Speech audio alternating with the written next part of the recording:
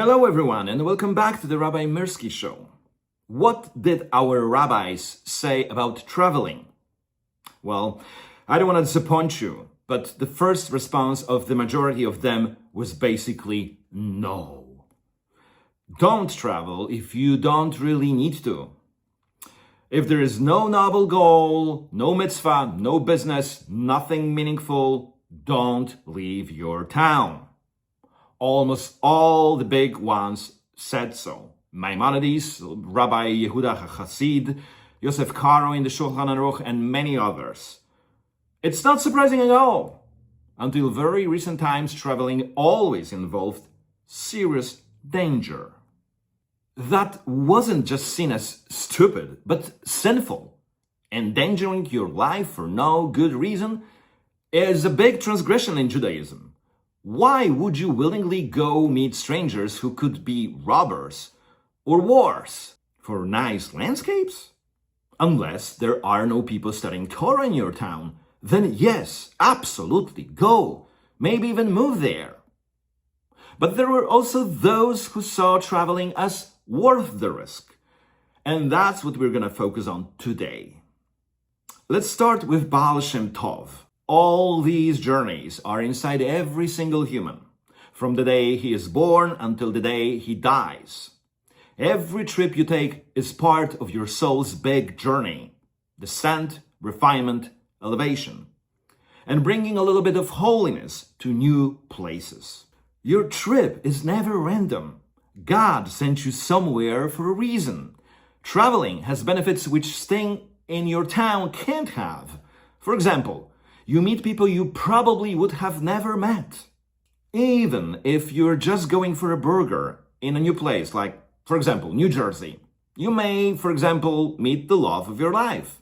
You may meet a business partner there with whom you will start a billion-dollar company, or you'll be sitting there waiting for your burger and the line is moving slower than the desert wanderings themselves, and out of pure frustration, you'll pull out your phone and start bombarding the AI with way too many questions about the 42 journeys in the Torah, Baal Shem Tov, and why life keeps sending you to random fast food parking lots. And you overload the poor thing so completely that it triggers a cosmic chain reaction in the digital world. And every anti-Semitic comment, thread, or website on the entire internet suddenly evaporates like smoke from a burnt offering. Trolls wake up to blank screens, hate forums turn into cute cat videos overnight, and historians are left scratching their heads, wondering where half the internet went. The whole planet gets a little lighter, a little holier, all because one rabbi decided to go to New Jersey for a burger and refused to suffer in silence. You never really know what's going to happen when you go for a trip. Anything can happen these days. All right, coming back down to earth. Traveling has obviously other benefits. You discover places you would never have seen. Let's talk about Rabbi Samson Raphael Hirsch, one of the greatest rabbis of the 19th century. Late in his life, this old rabbi goes on foot to the Swiss Alps. People ask him, "Rebbe, why?" He answers, "When I stand before the Almighty, he will definitely ask me, 'Shimshon, did you see my Alps?'" So yes, sometimes you have to travel just to see God's masterpiece and say, "Ribono shel olam, beautiful job." But there are several things to always remember when you travel. And the Torah itself gives us practical travel advice. Remember when Joseph sends his brothers back to their father, Jacob?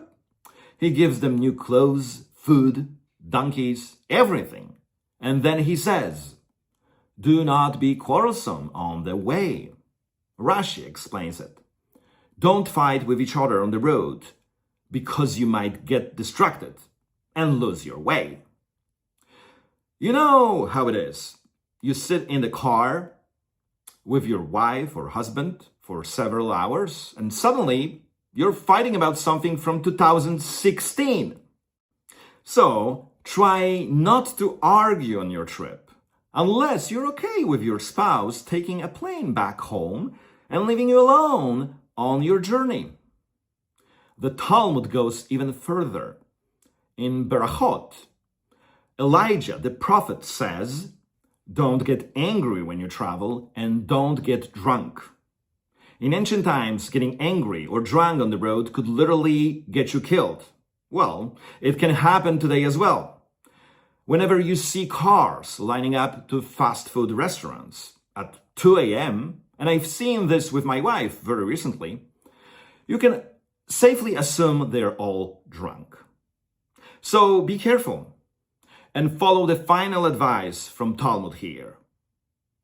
When you go on a journey, consult with your Creator first, which means recite the traveler's prayer, Tefilat Haderech.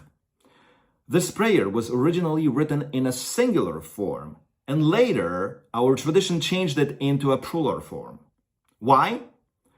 Because whenever you travel, you should think about your loved ones, your family, your community, and anyone who is dear to you, whom you left behind. So, when you travel, be calm, vigilant, stay sober, pray, and enjoy. Traveling is probably safer now than at any time in human history. That's it for today. If you enjoyed this episode, like, subscribe, and tell me in the comments what's the funniest or most spiritual thing that happened to you on a journey. See you next time!